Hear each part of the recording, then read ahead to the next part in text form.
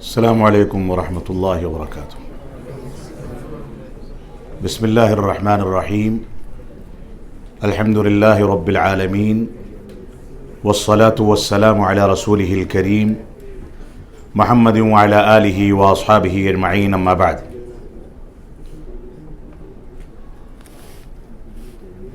Mister E T Muhammad Basheer, member of parliament, mister Naseem Mancheri, chairman of Wisdom, mister Sabeen P D, mister Muhammad Faus K and doctor Adil Muhammad and other brothers and sisters. Wisdom سے میرا تعلق بہت پرانا ہے اور corona lock down کے بیچ میں وزڈم نے میرے بہت سارے پروگرامز اپنے چینل پر ریکارڈ کیے ہیں۔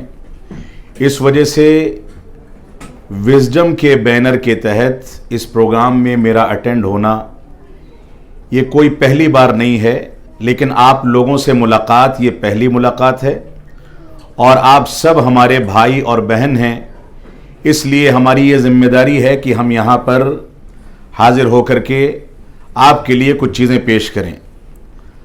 آپ کے اس پروگرام کا جو مین سبجیکٹ ہے، جو ٹاپک ہے، وہ اسلام، ایتھیزم اینڈ ماڈرنٹی۔ میں ماڈرنٹی اور ایتھیزم پر تھوڑی سی گفتگو اسلام کی روشنی میں، اسلامی تعلیمات کی روشنی میں آپ کے سامنے کرنا چاہتا ہوں۔ ایتھیزم کیا ہے؟ ایتھیزم جس کو اردو زبان میں الحاد کہتے ہیں، عربی زبان میں الحاد کہتے ہیں، کہ انسان اللہ رب العالمین کا اور دنیا کو پیدا کرنے والے خالق حقیقی کا انکار کر دے اور اس نظریے کو مانے کہ یہ دنیا ارتقاء کے ذریعے وجود میں آئی ہے، جو ڈارون کا نظریہ تھا کہ یہ دنیا دھیرے دھیرے اپنے آپ وجود میں آئی اور دھیرے دھیرے بڑھتی چلی گئی، جیسا کہ اس نے کہا کہ انسان پہلے بندر تھا اور دھیرے دھیرے انسان بنا۔ یہ الحاد اور ملحدوں کا عقیدہ ہے، ان کا نظریہ ہے، جس سے اسلام کسی بھی صورت میں اتفاق نہیں کرتا ہے۔ ہم اس نظریے کو نہیں مان سکتے، لہذا الحاد یہ اسلام مخالف چیز ہے، بلکہ الحاد کو علماء اسلام، شیخ الاسلام علامہ ابن تیمیہ اور دوسرے علماء نے شرک سے زیادہ خطرناک قرار دیا ہے۔ یہ شرک سے کہیں زیادہ اور کفر سے کہیں زیادہ خطرناک جرم اور گناہ ہے، اسی وجہ سے اس کو کفر اعظم بھی کہا گیا ہے، بڑا کفر۔ ایک انسان اللہ تعالیٰ کا انکار کر دے، یہ کفر ہے، لیکن انسان الحاد کے نظریے پر دنیا کو دیکھے یا اللہ کو دیکھے تو ایسی صورت میں یہ کفر اعظم ہے، جس کا تذکرہ آگے میں کروں گا۔ تو الحاد جو ہے، ایتھیزم، یہ کفر و شرک سے زیادہ خطرناک جرم ہے۔ اللہ رب العالمین نے قرآن مجید میں سورہ جاسیہ میں ارشاد فرمایا، وَمَا يُهْلِكُنَا إِلَّا الدَّهْرُ، کہ یہ ملحدین کہتے ہیں کہ ہم کو یہ زمانہ ہی ختم کرتا ہے، یعنی جیسے جیسے دن گزرتے ہیں ویسے ویسے ہم اس دنیا میں آتے ہیں اور چلتے چلے جاتے ہیں، اس کے پیچھے کوئی خاص عقیدہ یا کوئی خاص فیتھ یا اللہ رب العالمین کا کوئی اختیار یا دین نے یا اسلام نے جو چیزیں پیش کی ہیں اس کا کوئی دخل نہیں ہے۔ یہ ایک غلط اور کفری عقیدہ ہے، جیسا کہ یہ لوگ کہتے ہیں کہ ہم کو اس زمانے نے ہلاک کیا، موت اور زندگی دینے والا یہ اللہ رب العالمین نہیں ہے۔ موجودہ الحاد جو اس وقت کا ایتھیزم ہے، یہ ڈارون کے نظریے سے ماخوذ ہے۔ یہ کہتے ہیں کہ یہ دنیا خود وجود میں آ گئی اور دنیا کے اندر جو چینجز ہوتے ہیں یہ بذات خود ہوتے رہتے ہیں۔ اس سلسلے میں میں ایک واقعہ آپ کے سامنے بیان کرنا چاہوں گا، امام ابو حنیفہ رحمۃ اللہ علیہ کا واقعہ۔ کسی ملحد سے، دین کا انکار کرنے والے سے ان کا مناظرہ طے ہوا کہ وہ اس کے ساتھ بیٹھیں گے۔ انہوں نے آنے میں تاخیر کی، دیر سے پہنچے۔ جب اس نے اعتراض کیا کہ آپ تو اسلام کے بہت بڑے امام ہیں اور آپ خود لیٹ پہنچ رہے ہیں، تو انہوں نے کہا میرے ساتھ ایک پرابلم ہو گئی تھی، وہ پرابلم یہ تھی کہ میں ندی کے اس پار تھا، ریور کے اس پار تھا، اور آنے کے لیے ریور کو پار کرنے کے لیے میرے پاس کوئی شپ یا کوئی چیز نہیں تھی۔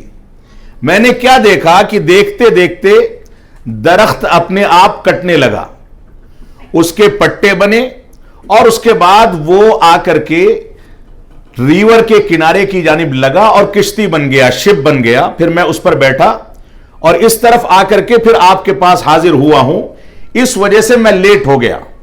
تو اس نے فوراً کہا کہ ایسا کیسے ممکن ہے کہ پیڑ خود کٹے، کشتی بنے، اور اس کے بعد آپ اس میں بیٹھیں اور اس کے بعد کنارے کی جانب آئیں؟ تو انہوں نے فرمایا کہ جب ایک کشتی ذات خود نہیں بن سکتی تو اتنی بڑی دنیا اپنے آپ کیسے بن سکتی ہے؟ یہ ایک مناظراتی انداز میں اور علمی انداز میں انہوں نے اس کا رد کیا اور تردید کر کے اس بات کو وہیں پر ختم کر دیا گیا۔ تو یہ الحاد جو ہے، ایتھیزم جو ہے، یہ بڑوں کے احترام کا تصور نہیں رکھتا ہے، علماء کے مقام کا تصور نہیں رکھتا ہے۔ اسلام یہ کہتا ہے کہ علم جو ہے یہ اللہ رب العالمین سے حاصل کرنے والی چیز ہے، لیکن الحاد کو اپنانے والا یہ کہتا ہے کہ یہ انسانی مشاہدے کے نتیجے میں علم ہم نے اپنا لیا ہے، ایجوکیشن ہمارے تجربات کا نتیجہ ہے۔ جبکہ اسلام کیا کہتا ہے کہ ایجوکیشن اور جو بھی نالج ہم کو ملتی ہے یہ قرآن مجید کے ذریعے اور صحیح حدیث کے ذریعے اللہ رب العالمین کی جانب سے نازل کردہ ہوتی ہے۔ اسی علم کو جب انسان حاصل کرتا ہے تو وہ دنیا میں کامیابی حاصل کر سکتا ہے اور آخرت میں بھی کامیاب ہو سکتا ہے۔ تو یہ ملحدین، یہ لوگ، ان کے نزدیک عزت و ذلت، دنیا کے اندر مقام کمانا یا کہیں ذلیل ہو جانا، بے عزت ہو جانا، یہ ساری کی ساری چیزیں، یا کامیابی حاصل کرنا یا ناکام ہو جانا، یہ ساری کی ساری چیزیں ان کے یہاں سرمایے پر یا پیسے پر یا بینک بیلنس پر ٹکی ہوئی ہے۔ ان کا نظریہ یہ ہے کہ اگر ہم دنیا میں پیسہ کما لیں تو عزت و وقار کما سکتے ہیں۔ اسلام کا نظریہ کیا ہے؟ اللہ کے نبی صلی اللہ علیہ وسلم کو مخاطب کر کے اللہ رب العالمین نے قرآن مجید میں واضح کر دیا کہ آپ دنیا کا سارا سرمایہ اگر صرف کر دیں تو اپنی محبت ان کے دلوں میں نہیں ڈال سکتے۔ یہ محبت ڈالنے والا اللہ رب العالمین ہے۔ تو اختیار دلوں کا یہ اللہ رب العالمین کو ہے۔ سرمایے کے ذریعے، پیسے کے ذریعے انسان اپنی دنیا کو تباہ تو کر سکتا ہے لیکن حقیقت تک نہیں پہنچ سکتا۔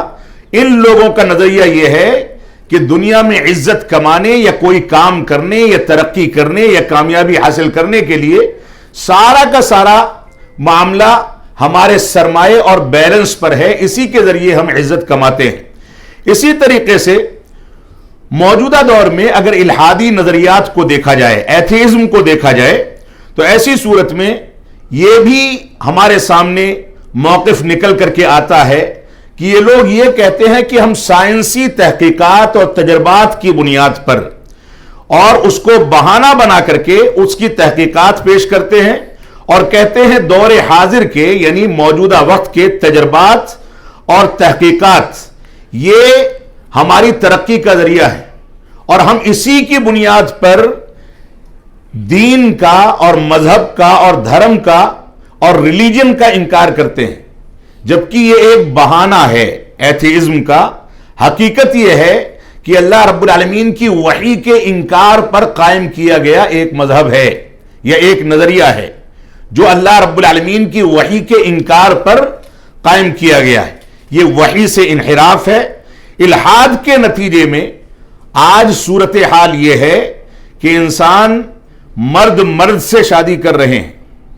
الحاد کی صورتحال میں اس کو اپنانے والوں کی صورتحال یہ ہے کہ آپ رشیا میں یا دنیا کے مختلف خطوں میں دیکھ لیں کہ بھائی بہن کی آپس میں شادیاں ہو رہی ہیں، ماں بیٹے کی آپس میں شادی ہو رہی ہے۔ یہ الحاد کا ایک نتیجہ ہے جس نے دنیا سے مورل سسٹم کو، اخلاقیات کو اور ایک دوسرے کے لحاظ کی ساری حدوں کو پار کر کے دنیا کو تباہ کر دیا ہے۔ تو یہ ہمارے لیے سب سے خطرناک چیز ہے۔ شیخ الاسلام अल्लामा इब्न तैमिया रहमतुल्लाह अलैह फरमाते हैं, मन अनकर अल मआद मा कौलिही बिहुदूस हादल आलम। कहते हैं फतावा इब्न तैमिया में उनकी ये इबारत मौजूद है, जिसने आखिरत का इनकार किया और यह नजरिया रखा कि दुनिया बाद में आने वाली चीज है, यानी बाद में दुनिया का वजूद हुआ है, वो काफिर है। अल्लाह रब्बुल आलमीन ने ऐसे शख्स को काफिर कहा है, दीन का इनकार करने वाला और हमेशा जहन्नम में रहने वाला। और आगे फरमाते हैं, जिसने दुनिया के सिलसिले में अल्लाह रब्बुल आलमीन का इनकार किया और साथ ही उसने यह भी कहा कि दुनिया अजल से है, हमेशा से है और बजाते खुद वजूद में आ गई, तो वो फरमाते हैं ये अल्लाह रब्बुल आलमीन की नजर में फहुवा अअज़मु कुफ्रिन इंदल्लाहि तआला, ये अल्लाह रब्बुल आलमीन की नजर में सबसे बड़ा कुफ्र है। यानी ये इल्हाद, जिस इल्हाद के नजरिए में यह कहा जाता है कि दुनिया अपने आप वजूद में आ गई, हमेशा से है, अल्लाह रब्बुल आलमीन ने इसको पैदा नहीं किया। अगर अल्लाह के इनकार के साथ कोई ये अकीदा रखता है तो अल्लाह की नजर में शेखुल इस्लाम अल्लामा इब्न तैमिया रहमतुल्लाह अलैह के बकौल ये कौल कुफ्र आजम पर मबनी है, जो इंसान को कुफ्र से भी ज्यादा जलालत में ले जाकर के ढकेल देता है। इल्हाद फैलने के बुनियादी असबाब क्या हैं, इस बात को समझ लें। लोग दीन का इनकार क्यों करते हैं? इसकी बुनियाद यह है कि लोग दीन से नावाकिफ होते हैं, जहल इख्तियार करते हैं, अकीदे की कमजोरी होती है, कुफरिया वसवसों से अपने आप को महफूज नहीं रखते, शैतान की पैरोकारी करते हैं। और मुल्हिद हजरात जो दीन का इनकार करते हैं, सिरे से किसी भी धर्म या मजहब को नहीं मानते, उन लोगों की जानिब से जो शुकूक और शुबहात और डाउट्स पैदा किए जाते हैं, उन पर कान धरते हैं, उनका एतबार करते हैं। लिहाजा लोग धीरे धीरे दीन से हट करके मुल्हिद हो जाते हैं। इसी तरीके से दूसरा जो यहां पॉइंट है वो मॉडर्निटी का है। मॉडर्निटी किसको कहा जाता है? मॉडर्निटी कहा जाता है इंसान अपने मजहब को छोड़ करके अपने मन की मर्जी को पूरा करने के लिए कोई भी काम अंजाम दे। आज के दौर में मॉडर्निटी की बेशुमार मिसालें हमारे सामने हो सकती हैं और मैं आपको एक वाकया बताना चाहूंगा। मैं अभी एक आध महीना पहले कालीकट के सफर में था। कालीकट में एक इदारे में मुझको जाना हुआ। वहां पर हदीस की फैकल्टी में जब मैं एक क्लासरूम में दाखिल हुआ, मैं बहुत क्लियरली उन चीजों पर बात नहीं करना चाहता, जब मैं उस क्लासरूम में दाखिल हुआ तो वहां पर देखा कि एक क्लासरूम में एक जानिब लड़के और एक जानिब लड़कियां बैठी हैं और जो आलिम दीन कोई सब्जेक्ट पढ़ा रहे हैं उनके सामने सही बुखारी खुली है। मैंने पूछा कि यह क्या है, तो उन्होंने कहा कि यह सही बुखारी का पीरियड है। सही बुखारी जो हमको एक दुस्तूर सिखाती है, उस दुस्तूर को सिखाने के लिए हमने उस पाकीज़ा किताब की घंटी में और उसके पीरियड में लड़कों और लड़कियों को एक साथ बैठा रखा है। यह मॉडर्निटी की एक मिसाल है जो केरल के तनाजुर में, कालीकट के तनाजुर में आपके सामने आनी चाहिए, क्योंकि आपका ताल्लुक उस इलाके से है। आपकी जिम्मेदारी है कि इन चीजों को, इन कोताहियों को, इन कमियों को दूर करें। इसी तरीके से आप देखें मॉडर्निटी में बहुत सारी चीजों को हम शुमार कर सकते हैं। मैंने देखा है, बाज अरबों से सुना है, मॉडर्निटी की एक मिसाल यह भी हो सकती है कि नमाजें पढ़ने की जरूरत क्या है, सिर्फ जुमा पढ़ लो, ईद पढ़ लो, काफी है। यह मॉडर्निटी का या दूसरे अल्फाज में कहें इल्हाद का एक नजरिया है जिसने हमको दीन से दूर कर दिया। आजाद ख्याली, फ्री इमेजिनेशन, आजाद ख्याली, कुछ भी इंसान सुने, कुछ भी सोचे, यह भी मॉडर्निटी का एक जरिया है। वल्गैरिटी, बेहयाई जिसको कहा जाता है, यह भी मॉडर्निटी का आज के दौर का सबसे खतरनाक नजरिया है। जिनाकारी, अडल्टरी और इसी तरीके से नशा आवर चीजों को, हमारे एमपी साहब ने कुछ चीजों का जिक्र किया। अगरचे केरल की जबान ऐसी है कि एक डब्बे में कंकर भर दिया जाए और उसको हिलाया जाए تو وہ کیرل ہی کے لوگ سمجھ پاتے ہیں، لیکن بعض الفاظ ان کے انگریزی میں تھے تو میں اس کو سمجھ سکا، اور اس کو میں نے شاید اندازہ کیا اور صحیح اندازہ کیا کہ وہ نشہ آور چیزوں پر بھی اور اخلاقی معاملات پر بھی تھوڑی بہت گفتگو کر رہے تھے۔ نشہ آور چیزیں، ڈرگس، یا اسی طریقے سے انٹاکسیٹنگ ڈرگس جو تمباکو، ٹوبیکو یا اس طرح کی چیزیں آج عام طریقے سے ہم فیشن میں استعمال کرتے ہیں، ایک دوسرے کے ساتھ بیٹھ کر کے ٹائم پاس کرتے ہیں، یہ سب کی سب چیزیں اسلام میں حرام ہیں۔ ہماری ذمہ داری ہے کہ ہم ان چیزوں سے بچیں۔ ایز اے اسٹوڈنٹ ان چیزوں میں لوگ ایک دوسرے کی غلط صحبت میں یا غلط لوگوں کے ساتھ اٹھنے بیٹھنے میں ان چیزوں کو اپنا لیتے ہیں۔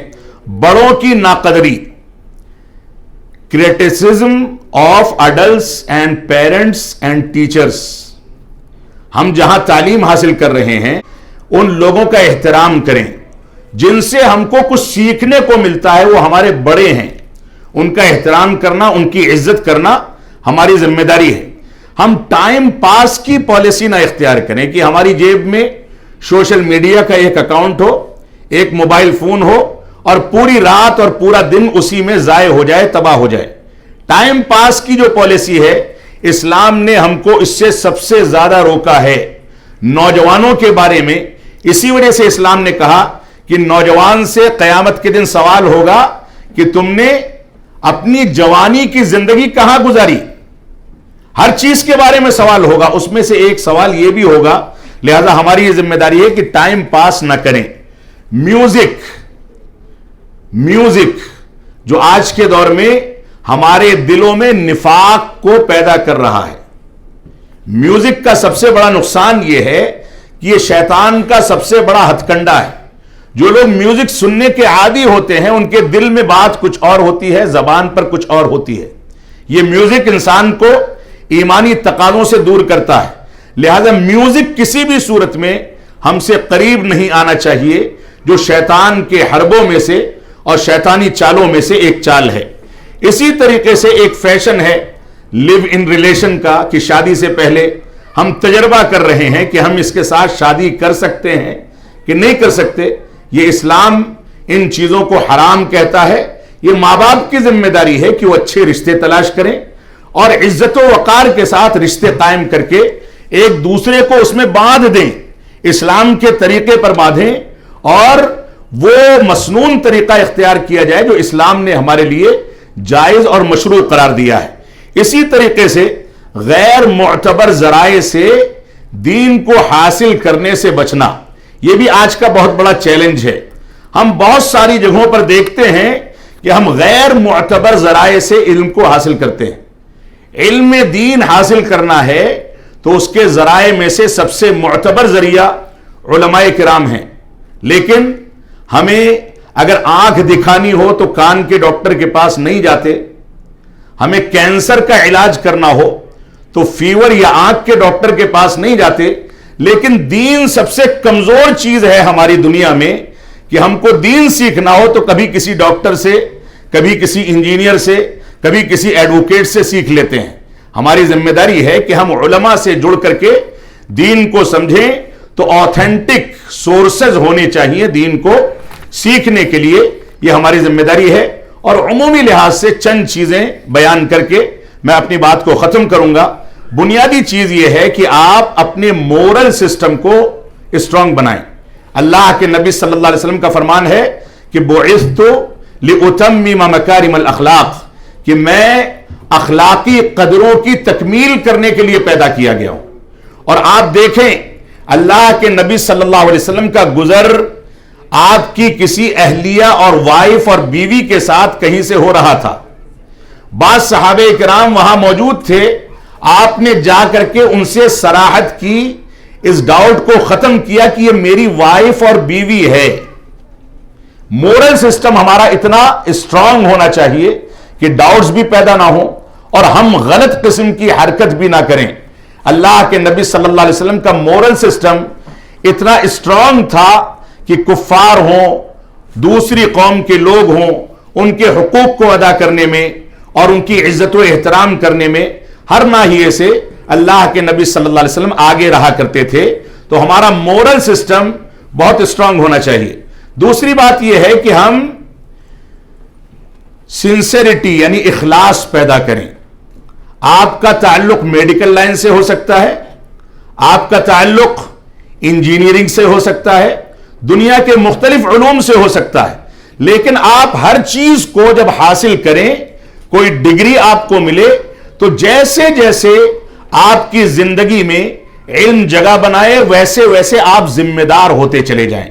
اور آپ کا تعلق جن لوگوں سے پڑے, ایک ڈاکٹر مریضوں سے سامنا کرے, ایک انجینئر اپنے کسٹمر سے سامنا کرے, جو جس سے بھی سامنا کرے فیس ٹو فیس اس کے سامنے دین کی تعلیمات پیش کی جائیں اور ان کو یہ بتایا جائے کہ اسلام کا میسج ان جگہوں پر کیا ہے. تو ہمارے اندر اخلاص ہونا چاہیے, تقوی ہونا چاہیے. تقوی ایبسٹیننس جو ہماری زندگی کا بنیادی حصہ ہے. اللہ کے نبی صلی اللہ علیہ وسلم نے اپنی زندگی کے تمام مسائل میں تقوی کو اختیار کرنے کا حکم دیا ہے. خدمت خلق ایک بنیادی چیز ہے. کوئی کسی بھی لائن کا ہے, اگر مسلمان ہے, کسی بھی فیلڈ کا ہے, اگر مسلمان ہے تو اس کے اندر خدمت خلق کا جذبہ ہونا چاہیے. سوشل ورک کہ کون آدمی ایسا ہے جو پریشان ہے, اس کی پریشانی کو دور کریں. آپ ڈاکٹر ہیں, آپ کے پاس کوئی ایسا پیشنٹ اور مریض آئے جو غریب ہے, فیس ادا نہیں کر سکتا, تو آپ اس کو فری میں ایڈوائز کریں, دوائیں دے دیں. یہ آپ کا سوشل ورک جو ہے یہ بہت بنیادی چیز ہے. اللہ کے نبی صلی اللہ علیہ وسلم جب غار حرا میں تھے اور گھبرا گئے جبریل امین علیہ السلام کو دیکھ کر کے, اور اما خدیجۃ الکبریٰ رضی اللہ تعالیٰ کے پاس آئے کہ میں ڈر رہا ہوں کہ میں ہلاک ہو جاؤں گا, تو اما خدیجۃ الکبریٰ رضی اللہ تعالیٰ نے فرمایا کہ نہیں, آپ تو دوسروں کا بوجھ اٹھاتے ہیں, بیواؤں کا سہارا بنتے ہیں, خود جو کماتے ہیں وہ کما کر کے دوسروں کو کھلا دیتے ہیں, ایسے شخص کو رب کائنات ضائع نہیں کرے گا, لہذا آپ کو ڈرنے کی ضرورت نہیں ہے. تو سوشل ورک انسان کو ہر ناحیے سے مضبوط اور اسٹرانگ بناتا ہے. یہ ہماری ذمہ داری ہے کہ ان چیزوں کو بھی دیکھ کر کے چلیں. اسی طریقے سے ہم اپنی کنٹری کی تہذیب یعنی کنٹری کے کلچر کو احترام کی نگاہ سے دیکھیں. کنٹری کلچر کو احترام کی نگاہ سے دیکھیں, اس کی توہین نہ کریں. اگر وہ کلچر ہمارے اسلامی کلچر سے ٹکراتا ہے تو اس کو کنارے رکھا جائے, اس سے قریب نہ جایا جائے, لیکن اس کے بارے میں علماء سے جڑ کر کے آداب سمجھے جائیں اور اس سے دوری اختیار کی جائے. اسی طریقے سے ہماری ایک ذمہ داری یہ ہے کہ ہم اسلامی ویلیوز کا احترام کریں. اسلام نے ہم کو جو تعلیمات دی ہیں ان کا احترام کریں. ہماری ایک ذمہ داری یہ ہے کہ کنٹری کے لاز کا احترام کریں. یہاں کا بائی لاز کیا ہے, یہاں کے قوانین کیا ہیں, اس کا احترام کیا جائے تاکہ آپ ایک باعزت شہری بن کر کے زندگی گزار سکیں. اسی طریقے سے آپ کی ذمہ داری یہ ہے کہ آپ اپنی زندگی میں کہیں بھی رہیں, کچھ بھی کریں, کسی بھی فیلڈ کے ہوں, اللہ رب العالمین کو راضی کرنے کی کوشش کرتے رہیں. اللہ رب العالمین اگر آپ سے راضی ہوگا تو آپ دنیا میں بھی ترقی کریں گے اور آخرت کی ترقی بھی آپ کے قدم بوس ہوگی. لہذا اللہ رب العالمین کو راضی کرنے کی ذمہ داری اختیار کیجئے. امام اوزاعی رحمت اللہ علیہ بہت بڑے امام اور محدث گزرے ہیں. وہ فرماتے ہیں علیک بآثار السلف. ہم الحاد سے بچنے کے لیے, مورل سسٹم کو اختیار کرنے کے لیے, تقوی اور ان تعلیمات کو اختیار کرنے کے لیے کہاں جائیں, کون سے ریفرنسز سے یہ دیکھیں کہ کون سی چیزیں اسلامی ہیں اور کون سی چیزیں اسلامی نہیں ہیں. تو اس کے لیے امام اوزاعی رحمت اللہ علیہ کا یہ قول بہت مضبوط اور کارگر ہے اور صحیح سند سے ثابت ہے. کہتے ہیں علیک بآثار السلف وَإِن رَفَضَكَ النَّاسُ وَإِيَّاكَ وَرَأْيُ الرِّجَالِ وَإِن زَخْرَفُوهُ بِالْقَوْلِ. فرمایا امام اوزاعی رحمت اللہ علیہ نے تمہارے اوپر اسلاف کے آثار اور اقوال کو اپنانا ضروری ہے. صحابہ اکرام نے قرآن مجید کے بارے میں کیا کہا ہے, صحیح احادیث کی کس انداز سے تطبیق اور اس کو کس انداز سے پریکٹیکلی اپنی زندگی میں نافذ کیا ہے, اس چیز کو تم اپناؤ. یہ چیز تمہاری ذمہ داری ہے، اور اس چیز کو اپنانے کے لیے تم کو صحابہ کرام کی زندگی دیکھنی ہوگی۔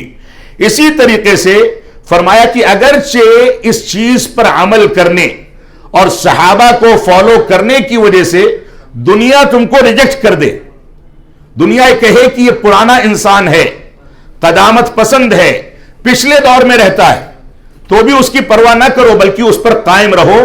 دنیا تم کو ریجیکٹ کر دے اور تم کو ہٹا دے راستے سے، تو بھی تم اس پر قائم رہو۔ اور اس کے بعد فرمایا سنو، تم لوگوں کی رائے کو اختیار کرنے سے بچو۔ رائے جو ہے یہ گمراہی کا سب سے بڑا ذریعہ ہے۔ اگرچہ لوگ اپنی رائے اور اپنے اقوال کو سجا کر کے اور بہت خوبصورت بنا کر کے تمہارے سامنے پیش کریں، لیکن پھر بھی ان کی رائے کو اسلام کا حصہ نہ سمجھو۔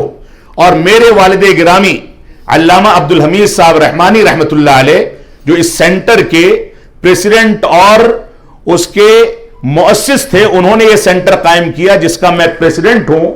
2013 میں ان کا انتقال ہو گیا۔ وہ کالی کٹ یا کوچی میں ایک کانفرنس میں شرکت کے لیے گئے۔ انہوں نے وہاں ایک بات کہی تھی، وہ بات کہہ کر کے میں اپنی بات کو ختم کروں گا۔ وہ بات یہ تھی کہ دنیا اور دین کے بارے میں ہم کو دو چیزیں سمجھ کر کے چلنی چاہیے۔ دنیا کا مسئلہ یہ ہے کہ دنیا کی ترقی میں انسان کو آگے بڑھنا چاہیے۔ آپ میڈیکل کی لائن میں ہیں، انجینئرنگ میں ہیں، سائنس میں ہیں، جس بھی لائن اور جس بھی میدان میں ہیں، جس بھی فیلڈ میں ہیں، اس میں آگے بڑھیں، آگے بڑھتے چلے جائیں، اتنا زیادہ صلاحیت پیدا کریں اور ترقی کریں کہ آپ کے سامنے آپ کو فیس کرنے والا دنیا میں کوئی نہ ہو، آپ سب سے زیادہ اس میدان میں آگے رہیں۔ لیکن دین کی ترقی کیا ہے؟ والد گرامی رحمت اللہ علیہ نے اس کانفرنس میں فرمایا تھا، دین کی ترقی یہ نہیں ہے کہ ہم ماڈرن طریقے سے دین کو فالو کرنے کی بات کریں۔ آج کے دور میں الاخوان المسلمین کا یہ فلسفہ ہے کہ وہ دین کو ماڈرن طریقے سے پیش کرنا چاہتے ہیں۔ کہتے ہیں کہ ہم دین کو اپڈیٹ کریں گے۔ دین اتنا زیادہ اپڈیٹ اور ماڈرن ہے 1400 سال سے کہ اس میں کسی بھی انداز کی ماڈرنٹی کی یا اپڈیٹ ہونے کی ذرہ برابر گنجائش نہیں ہے۔